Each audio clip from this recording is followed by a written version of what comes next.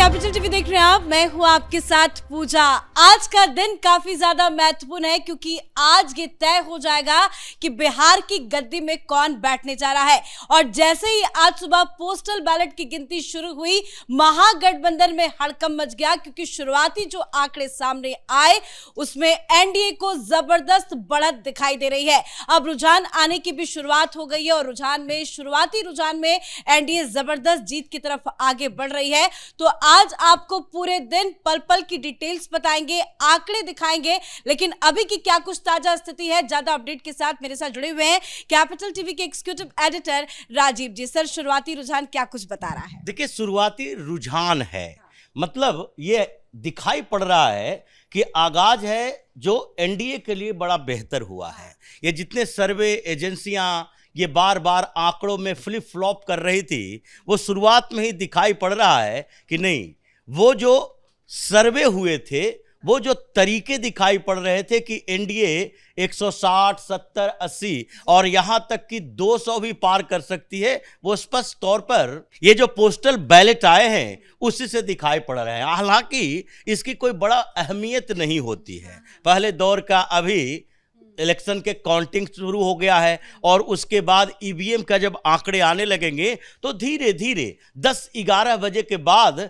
आंकड़े और स्पष्ट तरीके से आएंगे। लेकिन पोस्टल बैलेट का मतलब होता है कि अपने क्षेत्र से बाहर जो लोग रह रहे हैं वो पोस्टल बैलेट का सहारा लेते हैं, और उसमें भी अगर एनडीए को इस तरह से 50 सीटें पार करते दिखाई पड़ रहा है, इसका मतलब है कि जो बाहर लोग रह रहे थे वो भी एनडीए की सरकार चाहते हैं, जो कंस्टिट्यूएंसी के अंदर रह रहे थे वो भी एनडीए की सरकार चाहते हैं, और जो प्रशांत किशोर बार बार कह रहे थे कि जो प्रवासी मजदूर बाहर से आए हैं, जो लोग बाहर फिर जाने की कोशिश करते हैं, जिसके पलायन रोकने की हम कोशिश कर रहे थे और वादा कर रहे थे, वो सारे इनके दावे फेल हो गए। क्योंकि कुछ ही सीटों पर, 1-2 सीटों पर ऐसा दिखाई पड़ा, जैसे मनीष कश्यप जहां से चुनाव लड़ रहा है, शुरुआती रुझान में जब ये पोस्टल बैलेट खुले तो वहां पर मनीष कश्यप कुछ वोट से आगे दिखाई पड़ा, फिर पीछे हट गया। तो ये जो तरीके अभी के हैं वो इसका मतलब है कि एनडीए धीरे धीरे ये आंकड़ा पार करेगा, अभी स्पष्टता दिखाई नहीं पड़ रही। लेकिन शुरुआती जो रुझान आए हैं उसमें ही एनडीए ने हाफ सेंचुरी लगा ली है। इसका मतलब है कि आगे सेंचुरी लगाएगा और 1.5 सेंचुरी लगाएगा, जो अभी के रुझान आए, और जिसके बाद ये तेजस्वी का खेमा अभी तक उभरा नहीं है, आगे नहीं आया है। जब सुबह के 7 बजे से आरजेडी के दफ्तर में देखा गया कि वहां पर नेता का इंतजार किया जा रहा है, लोग आ गए हैं, लोगों को लग रहा है कि भाई ये कुछ खुशखबरी हम इनके तरफ से हमारे लिए आए, लेकिन वहां पर लोग इकट्ठे हैं, नेता अपने अपने घरों में बैठे हैं। तेजस्वी यादव भी और राबड़ी देवी के आवास पर इकट्ठा हुए कुछ राजद के बड़े नेता भी। ये लोग इंतजार कर रहे हैं कि ऐसा न हो कि अपने मुख्यालय में जाएं और वहां पर जो टीवी स्क्रीन पर चलना शुरू हो कि एनडीए और महागठबंधन के बीच जो टक्कर की बात कर रहे थे, वो टक्कर अब धीरे धीरे एक तरफा में चुनाव में बदलता जा रहा है। तेजस्वी यादव के लिए अच्छी खबर है, वो लगातार सुबह से ही आगे बढ़ रहे हैं। लेकिन आज का दिन इतना इंपॉर्टेंट है, आरजेडी के दफ्तरों में इस तरह का सन्नाटा क्यों? कोई कार्यकर्ता नहीं है, उत्साह तो नजर आता लेकिन अभी तक कोई स्टेटमेंट नहीं। जिस तरह से कल तक चीख चिल्ला रहे थे तेजस्वी यादव, वो भी अभी तक चुप्पी बनाए हुए हैं। देखिए, कल तक उनके पास ऑप्शन था, विकल्प था। कल तक वो विकल्प देख रहे थे कि वो कह सकते हैं, बता सकते हैं कि नहीं नहीं, ये जितने एग्जिट पोल आए हैं वो फर्जी एग्जिट पोल है, हमारे पास जो रिपोर्ट आ रही है उसमें हम जीत रहे हैं। वो विकल्प उनके पास था। लेकिन आज का विकल्प ये नहीं है कि आप डायरेक्ट पहले रुझान में ही कह दोगे कि चुनाव आयोग फर्जी वोटिंग करवा रही है, फर्जी गिनती करवा रही है। तो इसलिए आज तो स्पष्ट आंकड़े हैं, उसको आप गलत नहीं ठहरा सकते। तो इन लोगों को इंतजार करना पड़ेगा, उसी का इंतजार कर रहे हैं कि अगर 10 बजे 11 बजे के बाद कुछ राहत वाली खबरें आई, अगर। लेकिन सर, राहत की खबर नहीं दिखाई दे रही है। अभी तो हम हाफ सेंचुरी की बात कर रहे थे, जब तक हम बात ही कर रहे हैं, चर्चा ही कर रहे हैं, अब तक तो 65+ बताया जा रहा है एनडीए को। देखिए, राहत की खबर का मतलब महागठबंधन के लिए अब जीत नहीं है। महागठबंधन में तेजस्वी यादव के लिए राहत तब होगी जब उसके पास सम्मानजनक सीटें हो, मतलब राजद के पास सीटें हो, और ये बता सकें कि राजद के लिए, तेजस्वी यादव के लिए बिहार की जनता के मन में कोई मलाल नहीं था। वो जीत की तरफ बढ़ रहे थे, लेकिन उनके सहयोगी पार्टी जो गठबंधन सहयोगी हैं, उन लोगों के नकारेपन के कारण बिहार चुनाव में महागठबंधन हार गई। इन लोगों के लिए अब यही अपने अपने सम्मान बचाना है, क्योंकि आंकड़े अगर 1 घंटा के अंदर ही 65-70 पार कर रहा है, एनडीए की सीटें बढ़ रही है और लगातार बढ़ रही है। अगर शुरुआत में ही आप लीड ले रहे हैं तो सामने वाले का मोरल डाउन होना तो स्वाभाविक होता है। और यही आंकड़े दिखाई पड़ रहे हैं कि अगर 10 मिनट तक हम लोग बातचीत करते रहें और 11वें मिनट में पता चले 65-75 हो गया है, तो ये कोई बहुत बड़ी बात सर नहीं ये है कि अब तक जितने भी एग्जिट पोल आए, खास करके एक्सिस माई इंडिया, वो तो कह रहा था कि कांटे की टक्कर है, आरजेडी सबसे बड़ी पार्टी बन के उभरेगी। अब जब पहले पोस्टल बैलेट की काउंटिंग, उसके बाद ईवीएम की काउंटिंग हो रही है, तो वही आज तक कह रहा है कि एनडीए की जबरदस्त बढ़त है। शुरुआती रुझान में ये सब है, तो एनडीए की जीत अब पक्की नजर आ रही है, कि उनका ही कहना है? देखिए, ये तो हम लोगों ने पहले ही कहा था कि एक्सिस माई इंडिया का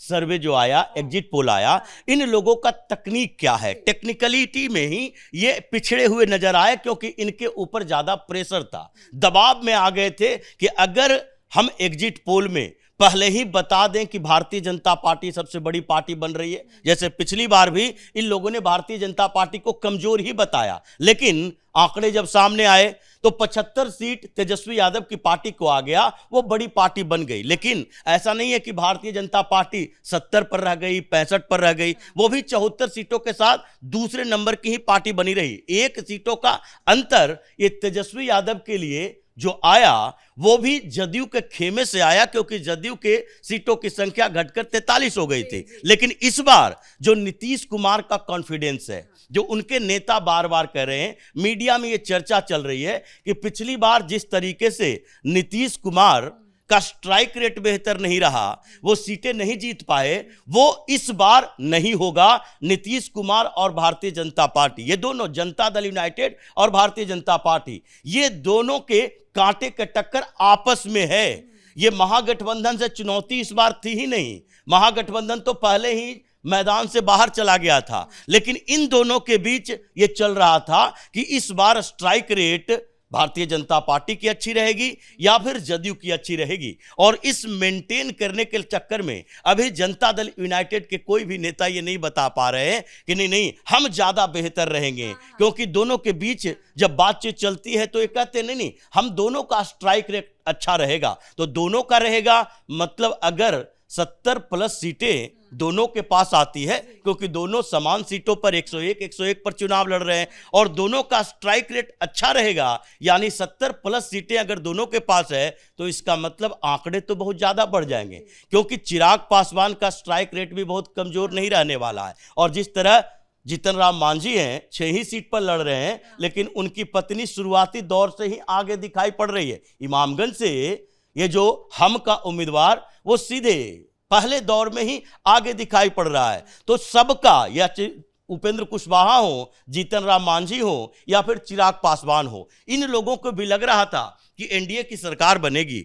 अगर उसमें हम पिछड़ गए तो यहां से लेकर केंद्र तक हमारे साथ ह्यूमिलिएशन होगा कि देखो एनडीए अभी और ज्यादा सीटें लाती, लेकिन चिराग पासवान जो इतना महत्वाकांक्षा दिखा रहे थे कि नहीं नहीं हमें तो 40 सीटें चाहिए, वो पिछड़ के एनडीए का आंकड़ा कमजोर कर दिए। इसलिए सब लोगों ने अपने अपने क्षेत्रों में काफी मेहनत की, और उसी का नतीजा दिखाई पड़ रहा है कि पहले दौर में ही जैसे ही बैलेट पेपर खुले, उसके बाद से ही इन लोगों ने देखना शुरू कर दिया कि महागठबंधन जो कि बड़े बड़े दावे कर रही थी, वो पिछड़ती जा रही है। और शुरुआत तो अगर देखिए, और आपने कहा था कि बहुत जल्द सेंचुरी हो जाएगी, वो लग रहा है कि बस कुछ ही मिनटों में हो जाएगी, क्योंकि 70+ बताया जा रहा है एनडीए को। बिल्कुल, ये सबसे बड़ी बात तो यही है कि पहला जो वोट खुला और पहला जो रुझान आया, पहले रुझान में भारतीय जनता पार्टी को 1-1 वोट के लिए ही 5 सीटें बढ़ी, फिर जनता दल यूनाइटेड की 2 सीटें बढ़ी, और जैसे ही दूसरे वोट खुले उसके बाद से 10, 15, 25, 65 और अब 75, 70, 80 आ रहा है। तो इसका मतलब है कि ये जो लीड मिल रहा है शुरुआती दौर से, वो लास्ट तक बना रहेगा। पहला आगाज अच्छा हुआ तो इसका मतलब अंजाम बेहतर ही होगा। और जो तरीके दिखाई पड़ रहे हैं अभी, और अभी जनता दल यूनाइटेड भारतीय जनता पार्टी के नेता जिस कॉन्फिडेंस के साथ हैं, जो पहले भी सर्वे के बाद या फिर एग्जिट पोल के बाद इन लोगों के कॉन्फिडेंस का लेवल बढ़ गया था और तेजस्वी यादव के खेमे में बौखलाहट ज्यादा दिख रही थी। कुछ नेता जो समझदार हैं, जो अपनी इज्जत बचाए रखना चाहते हैं कि बाद में भी यही क्लिप हमारे सामने आएंगे, तो उस समय ऐसा ना हो कि हमसे सवाल पूछा जाए कि आप तो सारे एग्जिट पोल को फर्जी बता रहे थे, अब आपके वादे फर्जी हो गए, दावे फर्जी हो गए, तो इसलिए वो स्मार्ट प्ले करते हैं। वो धीरे धीरे ये बात करने की कोशिश करते हैं कि अभी परिणाम का इंतजार कीजिए। लेकिन तेजस्वी यादव ने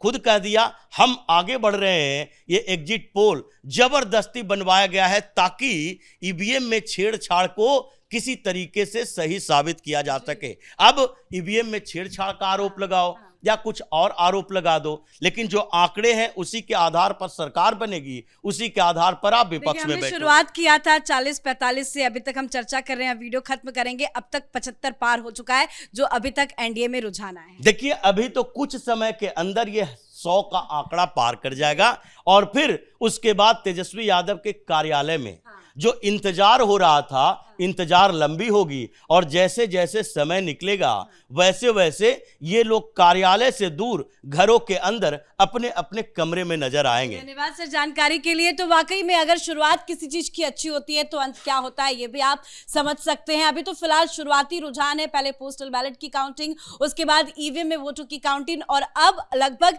ये साफ हो चुका है कि एनडीए बहुत जल्द 100 का आंकड़ा तुरंत पार कर रहा है। ये तो बस कुछ ही घंटों की बात है, अब धीरे धीरे ये नंबर्स और बढ़ेंगे और ये जो नंबर सामने आ रहे हैं वो तेजस्वी यादव के लिए, महागठबंधन के लिए बहुत बड़ा झटका है, क्योंकि कल तक तेजस्वी यादव जीत का दावा कर रहे थे, लेकिन आज कहां है, क्या कर रहे हैं, कोई जानकारी अभी तक सामने नहीं आई है। आरजेडी के दफ्तर में ताला लटका हुआ है, वहां पे मायूसी है, तो वहीं बीजेपी के दफ्तर में जश्न की तैयारी चल रही है। आप जुड़े रहिएगा कैपिटल टीवी के साथ, आज आपको पल पल की रिपोर्ट बताएंगे कि कौन किस सीट से आगे चल रहा है, कौन चुनाव जीत रहा है, कौन हार रहा है और इस बार का बिहार विधानसभा चुनाव के नतीजे कैसे सामने आ रहे हैं। तो देखते रहिए कैपिटल टीवी। नमस्कार।